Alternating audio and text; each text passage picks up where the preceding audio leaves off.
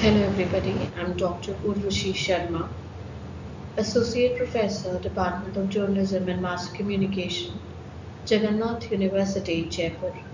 In today's session, we'll be looking at how press emerged as the fourth estate. First, let us understand what do we mean by fourth estate. The three estates of democracy are, or three pillars of democracy are, legislative, executive, and judiciary. And we often refer press as the fourth estate. What do we mean by fourth estate or the watchdog of society? Press in its role as a fourth estate is required, or it's the responsibility of the press to look at the functioning of and report what is going around in the world. It looks at the functioning of the executive, judiciary, and the legislative from the point of view where whatever good is done by these three pillars is also highlighted in the newspapers so that the people are aware of what is the three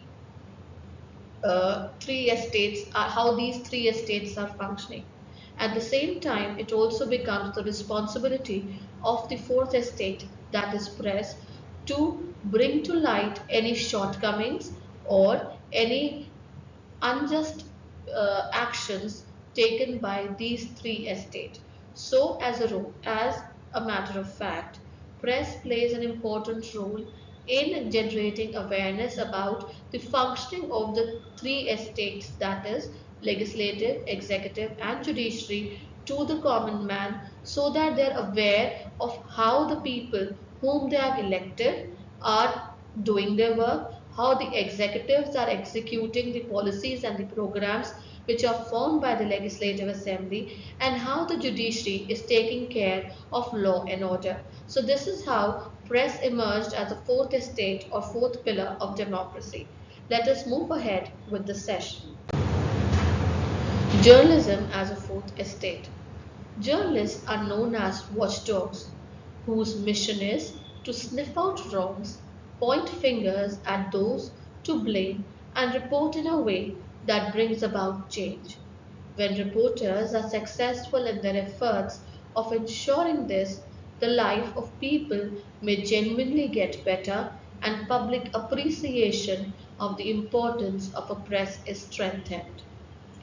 The fourth estate or fourth estate is a societal or political force or institution whose influence is not officially recognized.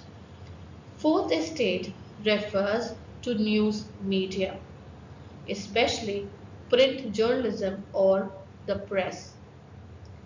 Thomas Carlyle attributed the origin of the term to Edmund Burke, who used it in a parliamentary debate in 1787 on opening up of press reporting in the House of Commons of Great Britain. Thomas Carlyle, in his book on heroes and hero worship, described it as Brooks said there were three estates in Parliament, but in Reporters' Gallery, yonder, there sat a fourth estate, more important far than they all. Development of news agencies.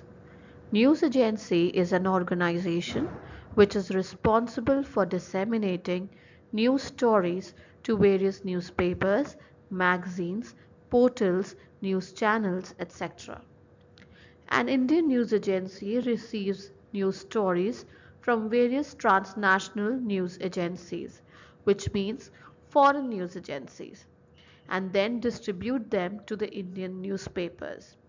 The task of a news agency is very tedious and challenging, as it is strictly deadline bound. It works faster than a newspaper because only when the news story is sent to the newspaper will be edited and send it for publishing. Reporters of a news agency is only objective. The report is not structured, it is disseminated in the original format to multiple news organizations, and then edits the report and present it in different style. Unlike magazine, reporting for news agency is not interpretative or analytical. It is purely fact oriented and straight. News agency is nothing else but a reporting network. Its reporting infrastructure is very vast, so widespread that no part of the country remains uncovered. While a daily newspaper might have its correspondents in 10 to 15 districts, the news agency has its correspondents in more than 500 districts of the country. A news agency has a bureau as its headquarter or main office. Bureaus in state capitals, bureaus or regional offices in major cities, and stringers in every district of the country. For coverage from abroad, correspondents are posted in the major cities around the world. Besides, a news agency in India enters into an agreement with one or more other agencies of Europe or United States for getting international news. For a better understanding, you can take the example of PTI and UNI, Press Trust of India and United News of India, the two indigenous news agencies. Almost all the news organizations subscribe to their services. The subscribers might be based in any part of the country, yet they find the news reports of these agencies useful. The news agency reports are mostly concise, straight, informative, and factual. If you want to look for objectivity in reporting, look at the agency's report. These reports are free from any bias, having no tilt towards this side or that side. They have a national canvas, yet a local flavor, fulfilling the needs of the newspaper right from Cochin to Guwahati. Changing role and nature of press. The nature of journalism is slowly changing now. In the beginning, people used to believe the news published in newspaper more. At the same time, the news published in newspaper used to be a kind of a seal, but gradually people started showing interest in seeing the news published in newspaper through their own eyes, due to which television news started after newspaper. Through television news, people started seeing the happenings through their eyes. Due to this, television news channels gained momentum. People on TV started showing interest in watching what the incident was through videos. At the same time, more importance was given to the news running on TV. If there was any scam or some politicians did this, then the gestures of the leader started to be served to the people only through television news, due to which people started joining television news channels with the news published in the newspaper. At present, hundreds of television channels have opened. Due to the attraction towards television channel, there is a lot of opening of television channels in the market. According to the thinking of the people, news started getting published on television channels. At the same time, people also started changing the remotes of their home to see the news. If we look at the present scenario, the nature of journalism has changed. People want to be transported to the scene of the happening in order to understand what has happened. So 24 hours news channel have now given us an access to live reporting, wherein the audience can see in real time what is happening and how things are shaping up. This is also the case with social media, where anything which is happening is updated within a flick of a second. When people started getting news on their mobile phones, smartphones, people are again disillusioned to television news channels, which means now if I have a smartphone in my hand, I can get an access to whatever is happening around the world just by opening the app on my phone. So different newspapers and news channels have also developed their own apps to keep the young, mobile friendly, and people who are have an access to smartphone to get the updates of the news as it happens, due to which the curiosity is awakened and the people have now been fascinated more towards the mobile or smart news updates than television, because in order to watch a television news bulletin you need to be sitting in your home or have an access to a television set, then only you can see what is happening or watch what is happening. But through our smartphones anywhere around, we can just click on the app or click on the YouTube channel of that particular news station and get an update to it. If I'm not interested in looking at the television station online, I can simply go to the apps of different newspapers which update what is happening on a regular basis. So newspapers and television news channels have recognized the potential and the penetration power of this social media or online platforms, and they have started and they have come up with their own apps which give an easy access to the people to know what is happening around them within a flick of a second. Roles and reports of press commission. In a democratic setup like India, it is important to keep a check on the affairs of press. It is understood that the press is the fourth pillar of the democracy, and hence it must be checked and working must be analyzed. For this purpose, Press Commission was set up in order to look into the affairs of the state of press. We need to understand that during pre-independence era, the press or the newspapers came up to be the mouthpiece of the or mouthpiece or promoters of the ideas of nationalism, equality, freedom, and acted as a crusaders of social reform. But after independence, the journalistic industry got commercialized. Now, the newspapers, which were first started as the vehicles to carry the ideas of the publisher to the masses, was now seen as a commodity which was served to the readers, right? Readers, so that they're aware of what is happening around. So it was thought that the ownership pattern needs to be analyzed in order to ensure that press is able to fulfill its role as a fourth pillar of democracy. So for this reason, press commissions were set up. First Press Commission. The objective of the first Press Commission was to look into the factors which influence the establishment and maintenance of high standards of journalism in India. The Commission inquired into the control, management, and ownership, the financial structure, as well as other important aspects of newspaper industry in the country. Recommendations of the first Press Commission. So, first Press Commission made following recommendations.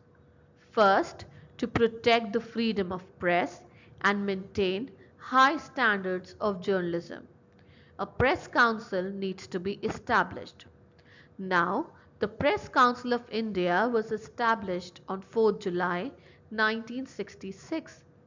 It started functioning from November 6th. On this day, National Press Day is celebrated. To prepare the account of the press and its position every year, the Registrar of Newspaper for India was appointed.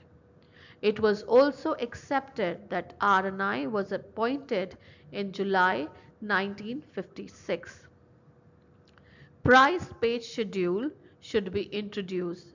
It was also accepted in 1956. For maintaining a cordial relation between the government and the Press Consultative Committee should be constituted. It was accepted and a Press Consultative Committee was constituted on 22nd September 1962. Then there was a demand for setting up of Working Journalist Act, which needs to be implemented. The government implemented this in 1955. The Working Journalist and Other Newspaper Employees and Miscellaneous Provision Act was set up. It recommended establishment of a fact-finding committee to evaluate the financial position of newspapers and news agency. A fact-finding committee was therefore set up on 14th April 1972 and it submitted its report on 14th January 1975. For protecting the main principles of the freedom of press and to help newspapers against monopolistic tendency, a newspaper financial corporation should be constituted. This was accepted in principle and on 4 December 1970, bill was presented in Lok Sabha, but this bill lapsed. Now we look at the Second Press Commission. The Government of India constituted Second Press Commission on May 29, 1978 under chairmanship of Justice P.C. Goswami. He resigned on January 1980 and then the commission was reconstituted in April 1980 with Justice K.K. Mathew as its chairman. The Second Press Commission submitted its report in 1982. The Press Commission wanted the press to be neither mindless advisory nor an unquestioning ally. The Commission wanted press to play a responsible role in the developmental process. The press should be widely accessible to the people if it is to reflect their aspirations and problems. The question of urban bias too has received attention of the Commission. The Commission said for the development to take place, internal stability was important as safeguarding national security. The Commission also highlighted the role of the press in preventing and deflating the communal conflict. The Second Press Commission formulated in a clear manner that development should be the center focus of the press in a country, which is building itself to become self-reliant and prosperous society. The Commission declared that a responsible press should be a free press and vice versa. Freedom and responsibility are complementary, but not contradictory terms. Now let us look at the recommendations of the Second Press Commission. An attempt should be made to establish a cordial relation between the government and the press. For the development of small and medium newspapers, there should be an establishment of Newspaper Development Commission. Newspaper industries should be separated from industries and commercial interests. There should be an appointment of Board of Trustees between editors and proprietors of the newspaper. Price page schedule should be introduced. There should be a fixed portion of news and advertisements in small, medium and big newspapers. Newspaper industries should be relieved from the impact of foreign capital. No predictions should be published in newspapers and magazines. The misuse of image of advertisement should be discontinued. The government should prepare a stable advertisement policy. The Press Information Bureau should be reconstituted and press laws should be amended. Press which keeps an eye on all the three pillars and acts as a watchdog to ensure smooth functioning of democracy. Print media has played its role of watchdog dating back to pre-independence era. Press was used to mobilize masses against British Raj, and today it molds public opinion towards corruption. It is important for press to abstain from writings, anything which is obscene and which makes personal attacks. It is also important to reduce the practice of yellow journalism in the country. Journalism must maintain high standards and laws are required to control the working of press. A registrar of newspaper in India is essential. So, in this session, we have looked how press behaves as a watchdog or the fourth pillar of democracy.